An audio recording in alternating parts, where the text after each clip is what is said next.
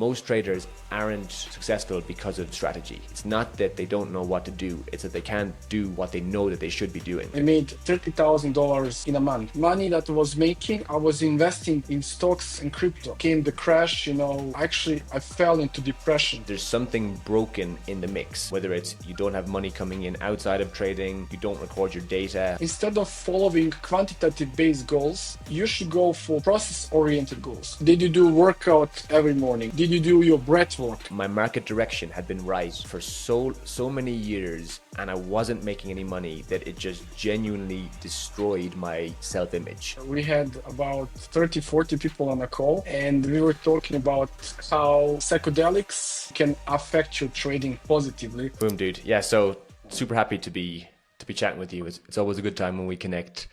We've had a very wide range of conversations on our calls before, so I'm excited to see where this one can go. Yeah, so I see you as a psychology trader. So certain insight that you shared a few months ago have been really helpful for me. So I'm also really happy to be on this call. Which things are you referring to? The most recent call that we did? So one of the funny conversations that we had about 30, 40 people on a call, and we were talking about how psychedelics, psychology, and different hacks, like when it comes to psychology, can affect your trading positively. And it was so funny conversation that I had so many funny comments from other people that were on the call, and I never had such a conversation with somebody like I did with you. And not just that call, like one of the first calls, I think the first call, you blew my mind with your mind maps and detailed explanations of how everything works when it comes to trading, and how you can positively impact your trading with certain aspects when you nail them down. Mm-hmm.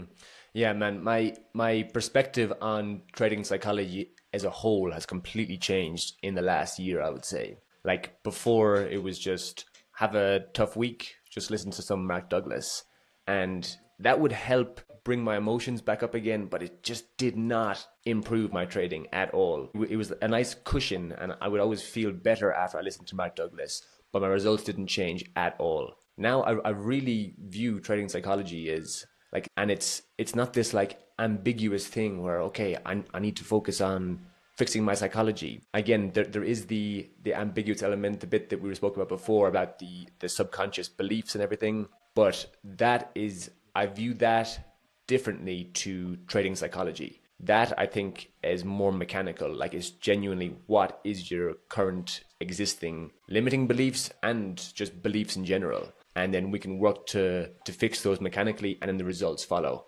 I've had some crazy like just smacks in the face, just like, holy crap, this is my current belief system, work on changing that. Epiphanies, yeah. Yeah, and immediately the results just follow straight away, man. It's absolutely amazing. So I think every trader has certain things that at certain point come up, and it changes your trading completely. I remember about 3 years ago, I was on a call with trading psychotherapist. Like she's literally just working only with the traders and trying to improve their mental and cognitive performance.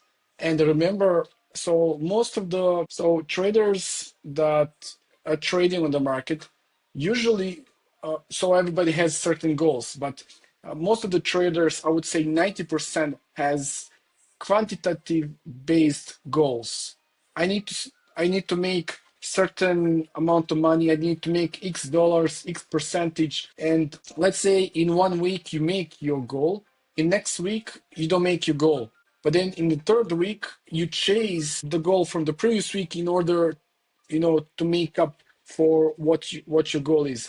And I remember listening to her, and then she said, instead of following quantitative based goals, you should go for process oriented goals. And so what that would mean, so she would say, instead of following your metrics like how much money you made or how much percentage you made, you can just follow did you do workout every morning? Did you do your breath work? Did you do I don't know.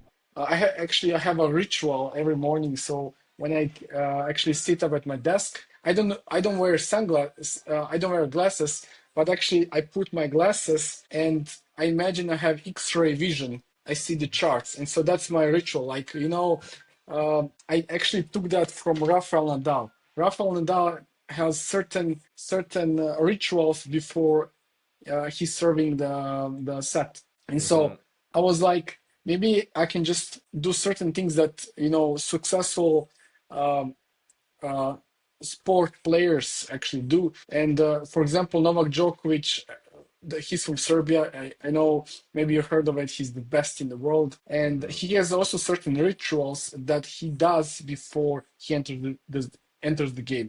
Even like Muhammad Ali, a famous boxer, had certain rituals before every boxing match. And I was just Cut my curious, bag. I wanted to ask you.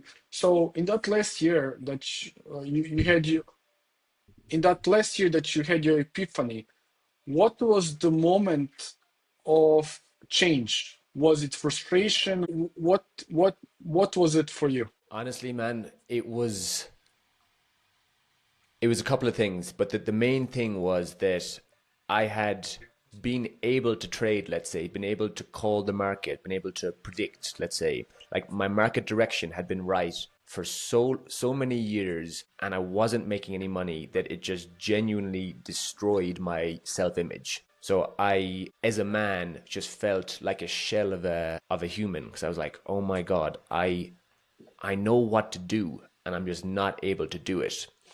So it was take a break. And then when I came back, I was like, you know what? Enough is enough. It's like that conversation that you have with someone in the mirror where it's like, this is it or it's not. Like either I can do this or I just have to hang the boots up. And I think a large part of what helped is having a partner. It adds that extra layer of responsibility. It's like, okay, we're no longer just responsible for us now. We have to step up and do what we know that we're able to do. At the same time, it was that conversation that happened pairing with, like you mentioned, completely switching the objective or the goals from monetary. I completely threw that out the window, changed my strategy completely, just reduced it down to absolute bare bones, went back to just trading. Okay, I'm just going to trade hourly closures, hourly structure at daily support resistance zones. I don't care about the P&L. I just want to be able to take a trade and know that I'm able to hold that to fruition because that was my issue, man. Like, even though I could call direction, I couldn't hold a trade for the life of me because I just built up so much trauma from just losses and Mm. losses and making mistakes that my baseline level for my nervous system was just so out of whack. So the break, just lots of meditation, fasting, just not even thinking about the markets at all, just really letting everything reset and then come back and putting process first. Like it was, I genuinely didn't care about the result of the trade whatsoever. It was almost like I was accepting the loss. Like, come on, hit my stop loss if you want. And it was so empowering to actually to watch it go the whole way down and hit my stop loss because that was something that I just wasn't doing before. Like I would always close it before it hit there, and it's crazy that like I thought of myself as somewhat intelligent, but yet I was doing something so fundamentally broken for so long and just wondering why I wasn't getting the results. And it's just crazy. And that kind of is the life of a trader. Again, it's there's me kind of coping. But I know I've had lots of friends doing it, lots of other relationships of people who are really switched on, but still making fundamental mistakes. And it's crazy that we do that as traders. So yeah, it was process first, and then just being so sick of making mistakes, I just couldn't even look at myself anymore. So I just had to change. I guess just rock bottom really. The only way is up. Yeah. So interesting what you said about the partner. Actually, in my life, also partner played a key role. I remember it was 2021. I made the most money ever I could make. One of my best months was I think I made $30,000 in a month, around $30,000. That's extreme now. I don't make that money anymore in a month. But I remember I had a month that completely blew me away. And so I had the best year 2021. And then what happened uh, after New Year's Eve, I had a lot of exposure to stocks and cryptos. Money that I was making, I was investing in stocks and crypto. And then came the Hmm. crash, war in You remember that? Ukraine, Oh. and I've I fell into depression, complete depression, and I was so anxious. I wanted to, and it was also post-COVID time. You couldn't go out. There were just closures of clubs, events and so forth. And I remember I was so anxious, and just accidentally, she walked into my life and completely changed the way I see myself. And so I think that self-image helped me, even if 2022 was the worst year ever, I still didn't make up the losses I made in 2022. But actually it was such a lesson, found lesson. I was super biased. I was falling in love into directions, expecting that uh, only one direction is going to serve me the whole time, and I was completely wrong. But then, Mm. as I said, my partner came, helped me, stay on the ground, and eventually I was able, to go through that. But it took a lot of psychotherapy, um, the first time I went to psychotherapy was just, when you enter the trade, all of the price action, you watch the charts, what they're doing. And I thought in that moment that I actually wanted to find out, why am I looking at the charts? Why am I so obsessed at looking at the price?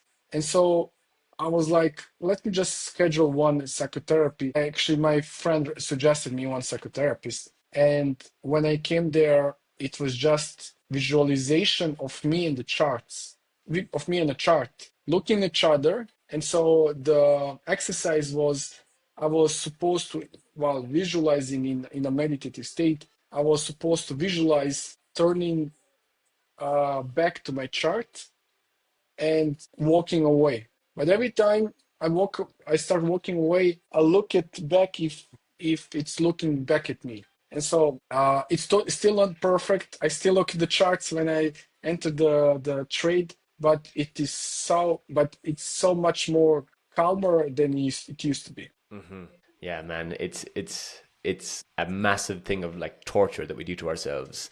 It's not going to change the outcome at all. We have our limit set, we have our exit point, but The still, we amount of just look at it. looking will not change anything.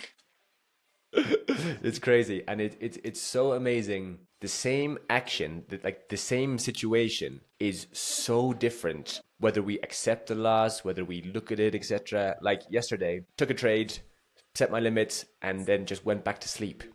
And woke up, lost, went to bed our day, went to the river, enjoyed the day with some friends. I didn't even think about it.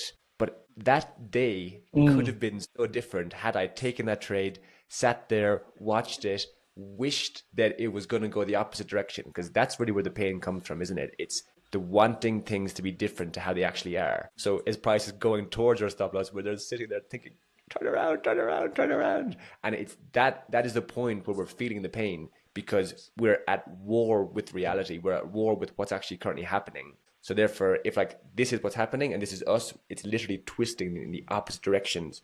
That's why our body just feels so much stress, etc. And that's where the disease comes from. That's where the trauma comes from. It's that battle between how things actually are and how we want them to be. So it all comes down to acceptance. Like if we can genuinely take the trade, accept the loss, trading doesn't have to be that painful. Easier said than done, but that's the way it is. Yeah. So for example, when you ent so when you enter the trade, usually the price will go a little bit in your drawdown, walk around your stop loss level. But then what I realized that, people that are looking at charts, okay, I'm not perfect. I still look at the charts, but not in the amount I used to do it. But I Mm-hmm. think having a social life, having hobbies is so important, because if you don't have anything else to relate to, you're just going to look at the charts the whole day. And so that's a problem. It becomes a self-fulfilling prophecy. You look at the charts instead of focusing on let's say uh, some hobby, like it can be art, it can be I don't know, workout, whatever it is. So outside, so trading is one way of looking at the world, but just exiting that reality, you just let the market does the outcome of the trade. And so I think having that mindset that you need a life beside the charts is so powerful.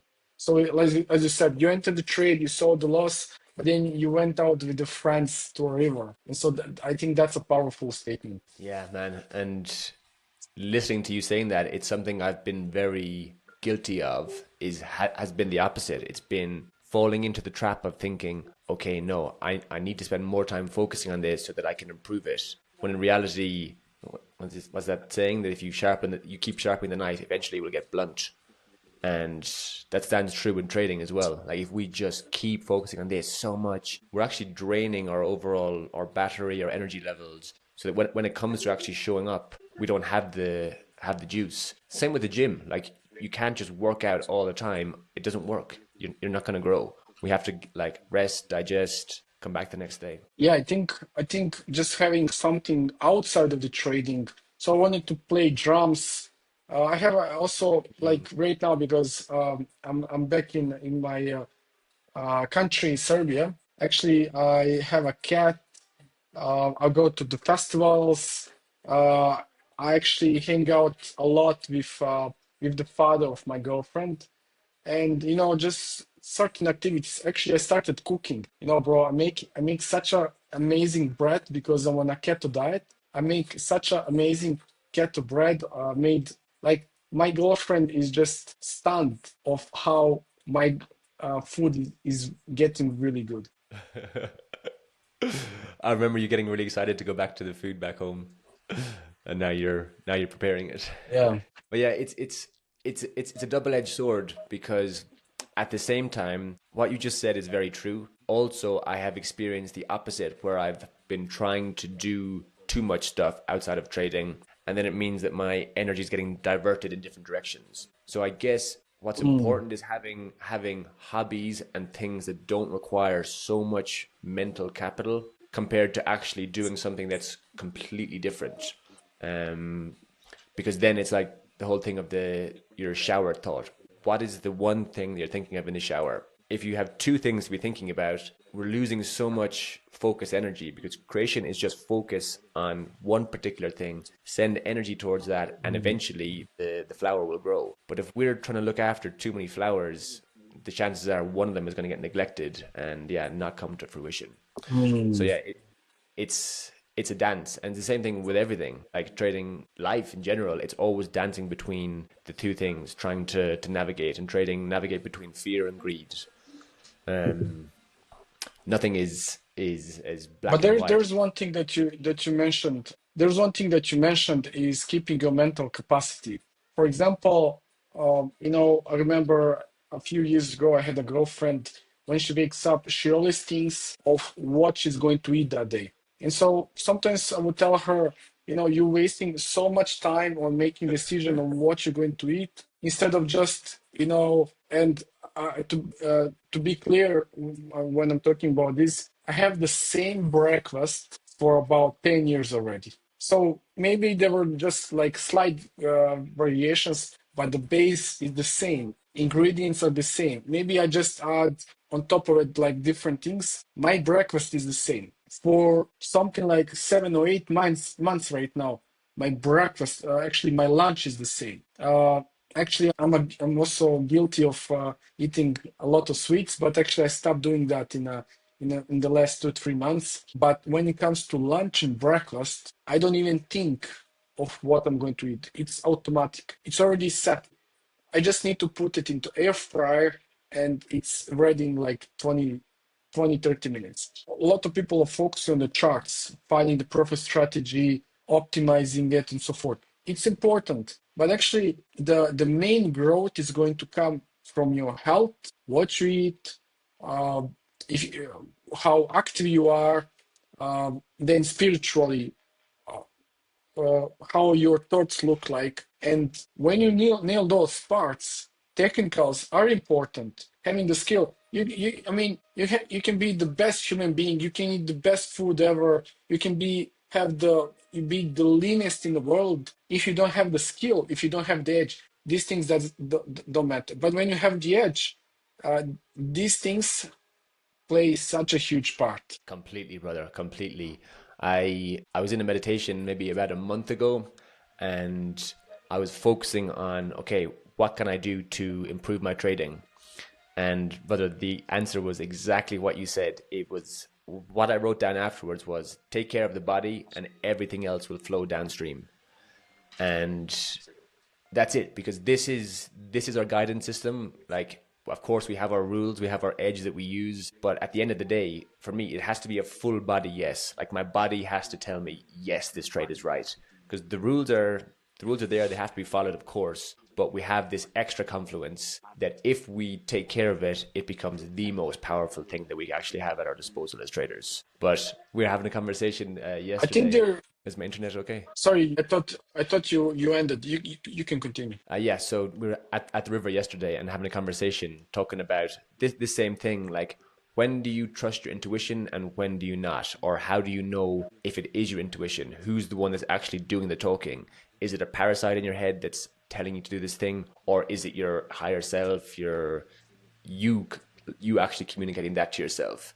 And you know the saying, it's like, trust your gut. That's what we say when it's like, okay, yeah, we should follow what we're feeling. At the same time, most people's guts are so messed up. You know, the way they say the gut is the second brain. If our gut isn't in check, then how are we supposed to listen to the person that's communicating from there, or the voice that's communicating from Mm. there? So it's like, yes, we should trust ourselves. Yes, we should make sure that we are following that guidance system, but also doing the precursor and actually taking care of it, making sure that it is in check. There is also one important part that you just mentioned. Uh, also like people with bad diet, not working out. There are traders that are overweight. Not having a proper sleep and so forth. And I remember a conversation a few years ago with one of the traders. The things that we're talking about now, right now, he said, those things don't matter at all. So he said, focus on the skill and so forth. But we have to think about statistical probability of success in those two systems. Let's say you don't in one system you don't care about the food, about the sleep, or about the workouts and so forth. You don't care about anything. But in this other system, you actually optimize for sleep, for hygiene, for relaxation, for workouts, and so forth. So these players can succeed. Also, these players can succeed, but Hmm. the statistical probability of success in this system is much higher because let's say there are 1,000 traders using this system. Not focusing on those things, Hmm. there are going to be, let's say, 100 traders make success, but there are going to be 900 others that didn't make a video that they didn't succeed. But Hmm. in this system, there are 200 traders that made success, but also there are 800 traders that didn't make a video that they didn't succeed. So what does it tell me? So even if both systems you can make success, here there's a higher probability of success because there were 200 traders that made success. In this system, there were 100 traders that made success. So if thinking about system, so the, even it's a low, still there's a low probability, but in this system I have a higher probability, so I should go to this system. So because there are more traders making success. Hmm. Yeah, like, trading is literally just data analysis and probabilities. So we can spend all this time trying to improve something about our trading system when in reality it's just as important to be adding confluences in our life. Um, the like, while you were saying that, I was imagining, okay, how does this translate into the markets? It's like, yes, you can have a strategy like when I first got profitable with just super simple basic rules, higher time frame entries, deep stop losses. That works. At the same time, we can add in maybe a lower time frame entry, improve the risk to reward, and therefore the system is better. So it's not like you have to do it this way, otherwise it doesn't work. It's more so stacking all or as many odds in our favor as possible. I was thinking about this exact thing when I was in the shower this morning, and the whole thing of like cold showers, and they have such a bad rap now, but genuinely, like, if you are a trader, it's the exact same thing. Because if you're a trader and you don't have cold showers, I think it's the same thing as leaving out a workout or something like that, because there's two main things that we actually get from cold showers as traders. One, oh, balloons coming up. One, we have Yeah, the yeah. the nervous system. The Riverside likes cold showers. The first thing is the nervous system, like genuinely going from really hot water to really cold water. That's our body is just perceiving that. Our body is binary. It doesn't know the difference between what's actually going on. That is our body's under attack. When we're in a trade, we're going to draw down, our body's under attack. So if we can stand in the shower and focus on slowing down the breath, slowing down the heart, we're literally doing an exact practice for how our body is going to react once we're in that stressful situation of a trade and drawdown. And then the second thing is most traders aren't successful because of strategy. It's not that they don't know what to do, it's that they can't do what they know that they should be doing. No one wants to have the cold shower. So therefore, every day we're doing something, forcing ourselves to do something that we don't want to do. There's a part of the brain, God knows if I remember what the part is called, but it's the part that looks after, it's like the muscle that is responsible for doing things that we don't want to do. We can genuinely train it like a muscle. And the more that we strengthen that, the easier it is to do things that we don't want to do. Therefore, it's a direct translation to the better equipped we are to actually follow our trading strategy or our trading plan. I have to add something to that. So I agree that cold showers can be they're amazing, especially when you do ice bath, you feel the pool, like a small bath with ice. I remember when I was living in Vietnam, it's so easy to get ice there. So and it's so cheap. So actually I bought a small pool on Lazada, and every day I had a delivery to my apartment in a bathtub. But one point that I like to add, what you're doing, what am I doing? It doesn't have to be, those are necessarily the best things. That every trader needs to do cold shower, that every trader needs to meditate. So those are not the best things. I think each individual should find what fits them the best. Maybe that's a walk with a dog in a park. It can be, I don't know, it can be cooking, it can be a kiss with a partner, So it doesn't have to be, I think that narrative, especially in a new age thing, Bali, Thailand, and so forth. Uh, they trying to put into everybody's eyes that there are certain things that they must do on a daily basis. If you don't do them, you're not successful. But I think that narrative is wrong. So I think each individual should find what fits them the best. So, for example, for a few months already since I came here back to Serbia, uh, I'm driving a bicycle every morning, and oh my God, it feels like the best workout ever. I have a lot of forest, and usually I actually ride a bicycle about 15 to 20 kilometers each morning, and that feeling is the best. I will come back, do some push-ups and so forth, but I don't have to follow the narrative of doing certain things that other people do. It can be good, but it does. I have to find something. Also, you have to find.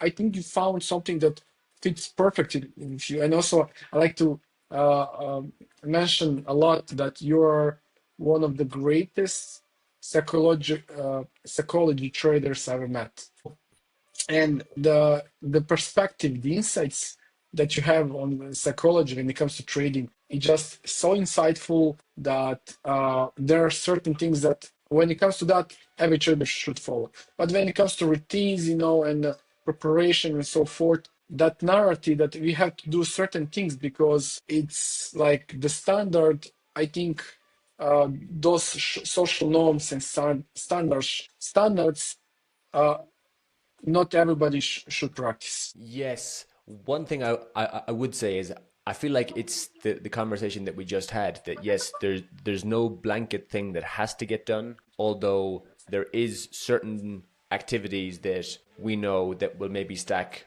1%, 5% on top. Like the example I'm thinking of is you would never say to someone, you need to use magic keys. But at the same time, using something which automates your entry and it simplifies it will add Mm, 1%, let's say, overall. So it's just about how mm, serious do you want to take it? How much do you want to optimize? Maybe you don't want to push it to the farthest you can go. Then don't work out before you trade. Then don't get a good night's sleep. You don't have to. You can for sure still be profitable.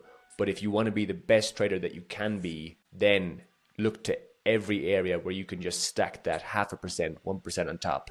And then yeah, then you'll step into mm. your full potential. I think you said a really good thing. So certain things, I think each individual should find what fits them the best. But there are certain things on the market, I think that every trader should go for it. For example, you mentioned magic keys. There are such an amazing tools. For example, I still know some traders that actually calculate lots and size and entries and stuff manually. I'm like, that's like Stone Age thing. So there are tools today, like even TradingView has that, magic keys there. Like that's 1% that you can add on the top of your trading model, uh, but you're going to delete, I think, 70 to 80% of repetitive work. And that repetitive work is draining your mental energy, and you should keep it. And uh, like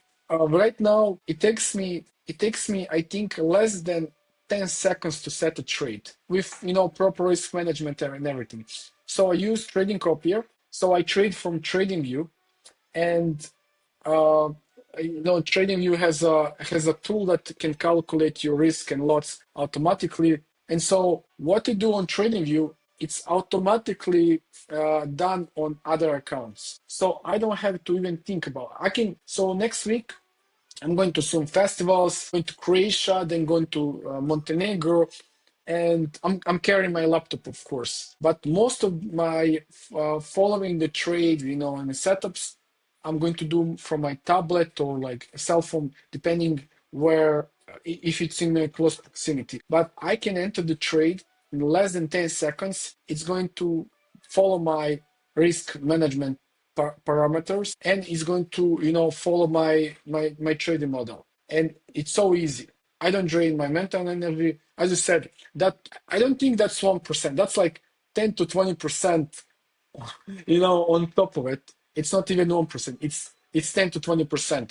And it helps me so much. I didn't use MetaTrader, that is the platform from the Stone Age, and it's all cloud, so you can use all cloud. There are all cloud solutions that you can just avoid CTrader, MetaTrader, or like even people trading on futures. There are tools today that you can just add that on the top of the layer for trading model. Yeah, brother, I heard you were doing that you had your what's say like your slave account is TradingView and it's connected to all your copy trader accounts. You need to walk me through how to do that, man. Yeah, Like that is yeah, golden, yeah. man. I'll That's show you. that's exactly what we're talking about. It's just adding on just any area that we can just to increase the probabilities. This kind of segues into what's your opinion on making more money, let's say, in terms of there's multiple ways we can do it. We can improve our risk to reward, we can increase our position size, we can extend our take profits, etc. What do you optimize for most when it comes to making more money? So what I optimize for the most first, I would say freedom. So freedom of, I'm not saying freedom, to travel, to do certain things, but when I'm saying freedom that I can operate anywhere from my tablet, laptop, or mobile phone. So when it comes to first making money, I first like to mention that optimize for that. There are traders using 10 screens, order flow, and so forth. And you cannot just move your monitors and stuff. It's actually blocks you. Okay, let's say even if it gives me 1,000 risk reward, I'm not going to go for it because it doesn't allow me the freedom of choice, the freedom of movement. I'm not saying like in terms of traveling, it's important, but let's say I go visit some friends, I go do certain things. I want to be able to do everything from my, uh, remote from my devices that I can easily just move and be able to trade. So when it comes to making money, actually optimize for intraday and swing. So I have a model for a swing strategy, which I use on my stocks and forex pairs. So on stocks, I use only spot. I don't use leverage, but on forex, I use leverage. Uh, and what I optimize when it comes to that model, I actually optimize for set and forget. We heard that online that phrase. But what I do actually every morning, I just go through like 15 pairs. And if there's a level that I want, I actually use 4 hours on that model. 4 hours, I see the level, I set the limit, and I forget about it. So maybe during the day, I will check if the price is coming close to that level. So for today, I had 3 trades. Uh, you know, you saw this big movement this morning. So 3 trades, I got the limit. Actually, four. Uh, so one was stop loss, and two were actually three were profitable. I didn't wait for full TP because there were news at actually at 4 p.m. Central European time. I don't know what was your time, but we had ICM news. So I wanted to avoid that, close the trades before the news. Uh, but when it comes to intraday, I optimize for intraday session, movements. So I have fixed reward protocol 3.2. So that's my fixed. I take 80% at 3.2, and I keep 20% of volume just running. So when the price crosses my 3.2 threshold, uh, I move my stop loss below 5 minute lows. And so I will keep following as long as the price triggers my stop loss that is in profit. So and that way I don't have to think if the price is going to reach certain levels. I don't have to predict. I don't have to think. I don't have to waste my mental energy. I can just keep following it as long as the price doesn't trigger my stop loss that is in profit. And I optimize for easiness. Maybe some will say I'm a super lazy person, but I want to be lazy. I want to have freedom of time. I don't think laziness is necessarily a bad thing. I think smart people are super lazy, but they they come up with the things that have leverage. So, for example, leverage in terms of using tools, leverage in terms of using, uh, certain strategy that can give you freedom of movement. And I like to optimize for those things now. Yeah, they say that the most dangerous person in the world is a lazy, ambitious person. Or if you want to find a way to get something done easier, give it Yeah. to someone lazy, and they'll figure out a way to do it with Yeah. that involves less steps.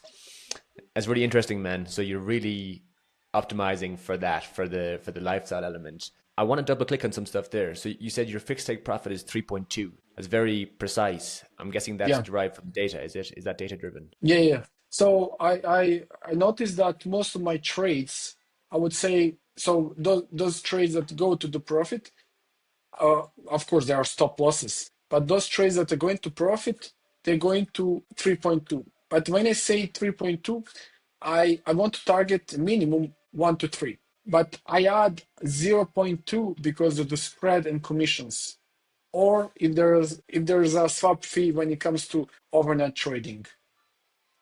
Zero Okay. point 0.2 serves me only for spreads and commissions. So that And way I can get uh, um, as much as closer to 1 to 3, and that interesting. difference of zero point 0.2 gives me that opportunity. Wow. And have you ran any tests to see what the underlying impact on your profit is? Like, sh as we know, every time we increase or take profit, we're going to have some slight reduction in win rate.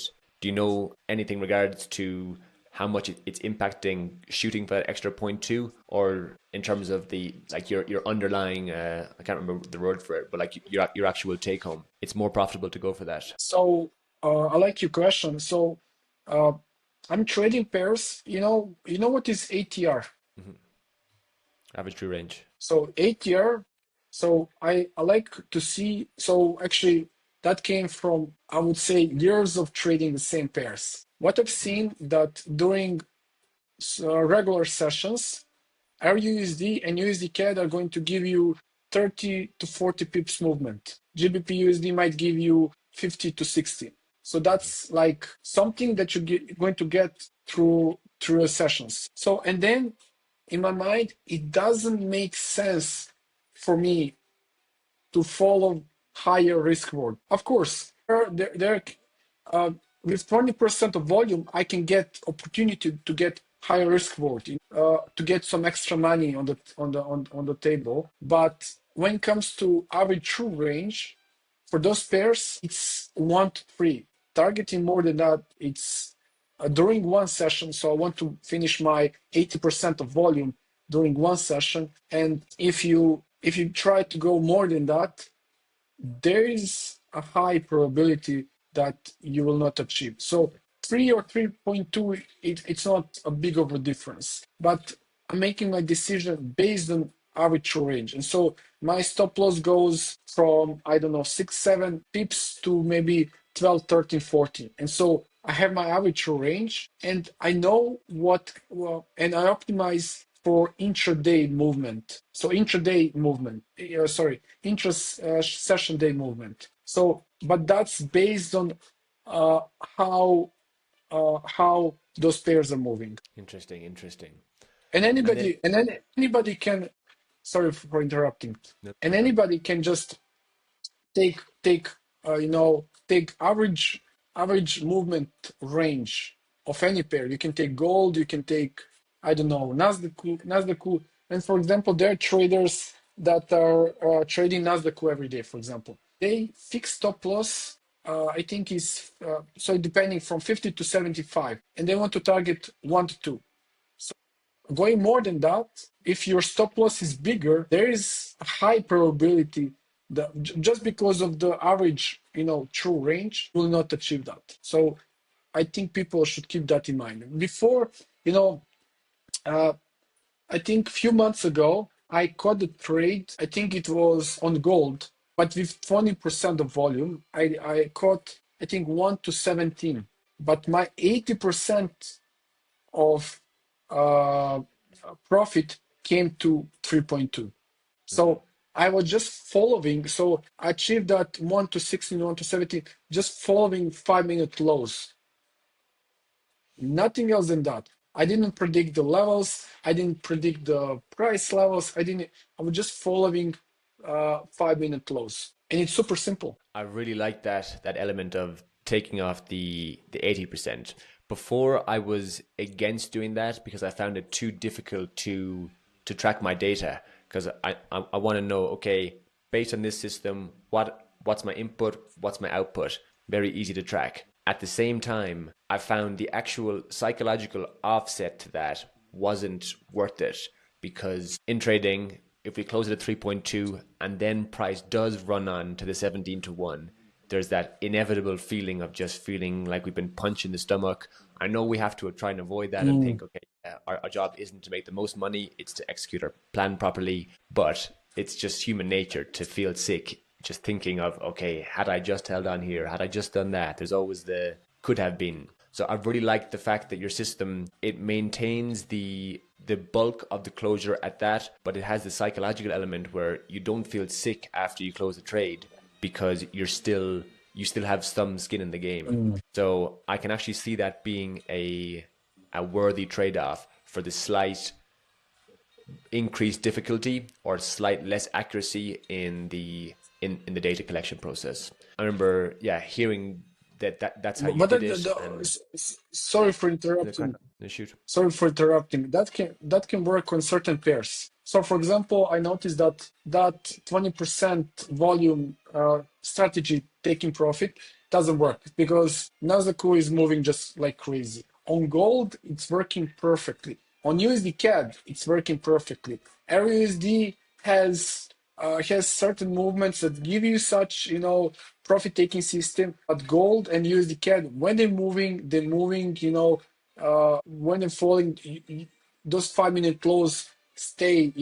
So just a few days ago, I caught 1 to 6, 1 to 7, but that 20% volume. Hmm. So 80% was taken off at 3.2, and I want to take the most money, at 3.2, but I'm happy with 20%.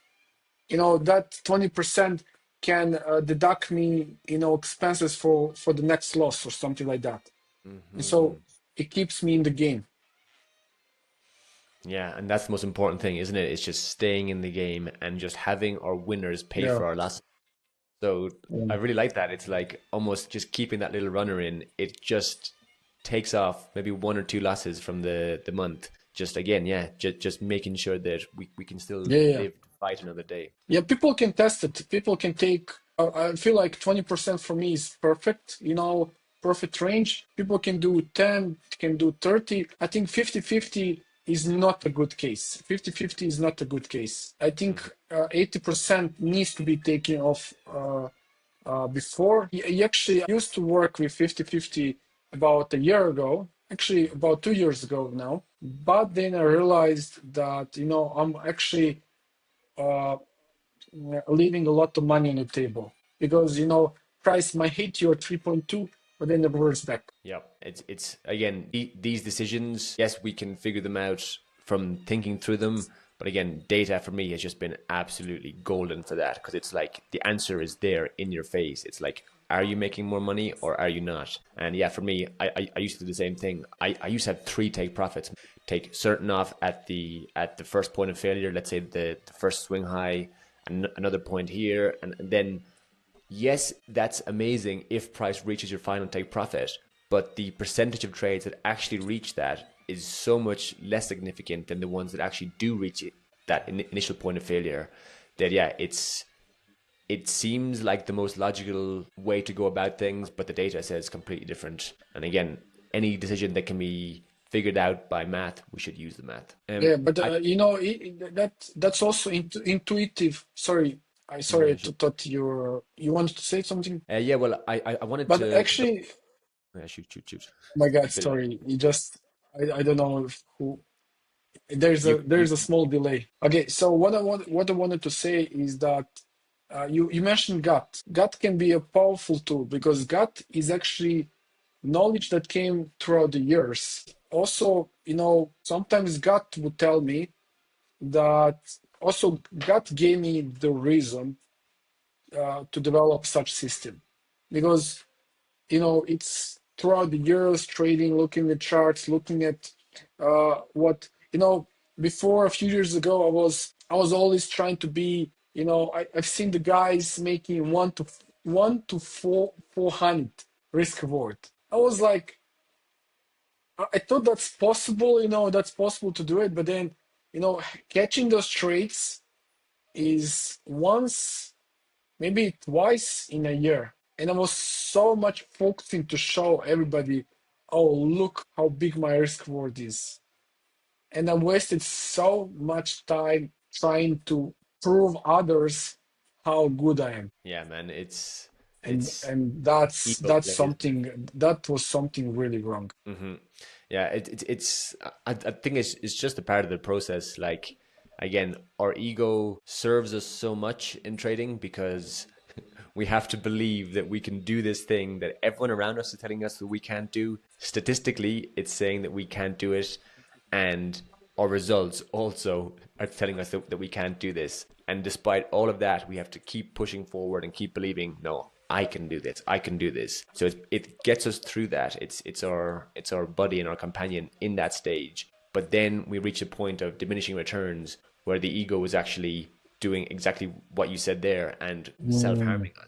Like it's now no longer good to just keep believing that we are better than we actually than the reality of the situation is. And then that's the point then where we have to switch it and then say, thank you. I appreciate you that you've taken me this far. We've got through all of this war together, but now you need to quieten down and you need to let me do what I need to do. The rational thing to do. Mm. So also you mentioned diminishing returns. So you can actually, because diminishing returns at certain level, even in trading, can stagnate. But by developing a risk, actually profit taking system, you can keep those. So those diminishing returns don't have to fall off the cliff. You can just, with diminishing returns, you can just keep floating slowly, slowly compounding and floating. So, but there needs to be a proper profit-taking system developed, and I think because your profits are actually deducting your losses, having a proper one is a crucial skill in trading. You can pray, you can hope, you can meditate, you can try to manifest, you can I don't know, have the best positive minds in the world, but doesn't matter if you don't have the proper skill. Hmm. It's important to be positive and stuff, but having a proper skill is also super important. Yeah, it's like this debate that's constantly ongoing online. It's like, oh yeah, do you just sit there and shout affirmations in the mirror, or do you do the work? And again, it's neither. It's non-binary. For me, they're synergistic. If I do the affirmations, let's say, if I do the meditation, that then creates the space for the information and the inspiration to come in on what to do or the direction Mm, on what to do. Then it's our job to actually take that and actually if I can do it, because we can make notes and mm, learn all we want, but unless we're actually doing the work, nothing changes. And yeah, so it's neither or. mm. It's of course it's both. We touched a lot of points on this call, and I feel like this call can be super productive about for others. We didn't talk that much about certain aspects of the market. We didn't talk about Trump. We didn't talk about market conditions. We didn't talk about the crypto, which is, I feel like that's a good thing, and I feel like that we reached our diminishing returns. I'll give you an analogy. We have a common friend, Alex, and a few months ago we went out to a club called, I forgot what was the name. And so we had so much fun, so much fun. It was so fun. But then he mentioned one thing, bro, he said, I think we reached our peak. And he was saying that going out is like diminishing returns. We have our peaks are going higher, peaks are going higher, but then we reach the peak. And he says, if you continue further, it will not provide us any more value. So, because there's a law of diminishing returns, it cannot get any better than this. We can keep staying longer at the night, but then tomorrow morning we will wake up tired. Maybe, we'll get into some trouble and so forth. I think it's better to go home now. And I feel like with this call, I really enjoyed, but I feel like we reached our peak. It might get better than this, but I think we gave so much value in this conversation that I think it's more than enough. What do you think? If you want Yeah. to talk about something else, I'm open to it. No, dude, I think we have so much stuff that we can unpack. But what you said stands true, that you want to be that person that leaves before they're asked to leave. That you want to be that guy that comes to the party and then isn't there strangling on. Yeah, dude, again, we could fully run another one of these up because I think we have a bunch more stuff Yeah, yeah, to yeah. chop up. But thank Yeah, you, my we, man. we can do we Appreciate can you, do dude. one next week. Yeah, yeah.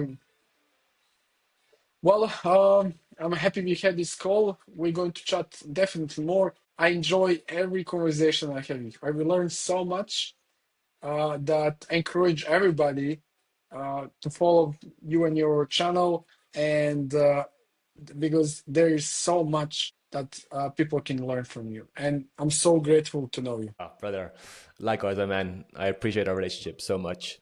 I'll plug all of your socials and your groups and everything down below. Well, all the best. See you on the All right. market.